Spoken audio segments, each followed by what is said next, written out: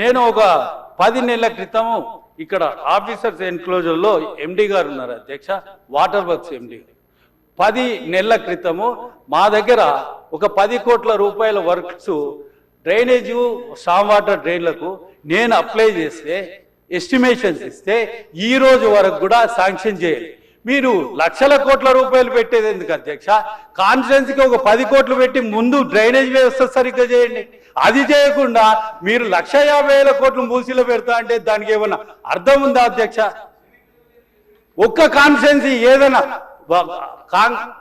ఇక్కడుండే హైదరాబాద్లో ఉండే ఎమ్మెల్యేలను నేను రిక్వెస్ట్ చేసి అడుగుతున్నా, మీరు అడగండి అధ్యక్ష. ఒక్కరికన్నా 1 కోటి 2 కోట్ల రూపాయలు మా ఎండి గారు వాటర్ వర్క్స్ వాళ్ళు ఇచ్చారేమో అధ్యక్ష. 6 నెలల నుంచి అతని దగ్గర పెండింగ్ ఉంది. మీరు మూసిని ఏ విధంగా పునరుద్ధరిస్తారు అధ్యక్ష? మూసిలో గబ్బు వాటరు ఇవన్నీ మా ముషీరాబాద్ లో, అంబర్పేటలో, మలక్పేటలో ఇవన్నీ తిరుగుతా ఉన్నాయి. పార్టీ ఎమ్మెల్యేలను అడిగారు. ఇంత ఘోరం వ్యవస్థ ఉన్నప్పుడు మీరు ఎండి గారు ఏం చేస్తున్నారు అధ్యక్ష? మేము పోయి బతిలాడినా కూడా, రిక్వెస్ట్ చేసినా కూడా ఆయన శాంక్షన్ చేయడు. ఏమని 10 సంవత్సరం నుంచి మేము తిరుగుతా ఉన్నాం. మీరు మూసి పెద్ద ప్రాజెక్టు పెట్టుకున్నారు. పెద్ద మా నాగేందర్ అన్న, మల్రెడ్డి రంగారెడ్డి అన్న చాలా గొప్ప విషయాలు చెప్పారు. మేము కూడా అంగీకరిస్తున్నాం. మాకు 5 కిలోమీటర్ల వరకు ఉన్నది. మూసి డెవలప్ చేయండి, మేము మీ అందరికి సహకరిస్తాం. కానీ మూసి ఎప్పుడు డెవలప్ అవుతుంది అధ్యక్ష?